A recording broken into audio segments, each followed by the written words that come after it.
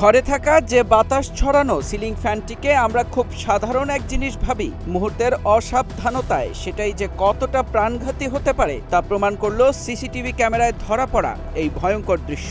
বাসার ডাইনিং টেবিলে সবাই মিলে খাবারের আয়োজন চলছে, পাশে বসে আছে ছোট্ট এক শিশু। ঠিক তখনই আচমকা উপর থেকে সোজা ভেঙে পড়ল চলমান সিলিং ফ্যানটি, আর তার সজোরে আঘাত করলো নিচে দাঁড়িয়ে থাকা তরুণীর মাথায়। কিছু বুঝে ওঠার আগেই ঘটে যায় এই ভয়ঙ্কর দুর্ঘটনা। ফ্যানের তীব্র আঘাতে মাটিতে লুটিয়ে পড়েন তিনি। বিকট শব্দ শুনে সঙ্গে সঙ্গে অন্য ঘর থেকে ছুটে আসেন পরিবারের স্বজনরা। সৌভাগ্যবশত ঘটনাটি বড় কোনো দুর্ঘটনায় রূপ নেয়নি, কিন্তু ঘরের এই ফ্যানগুলোর সঠিক রক্ষণাবেক্ষণ ও নিয়মিত পরীক্ষা না করলে যে কোনো সময় তৈরি হতে পারে মরণ ফাঁদ।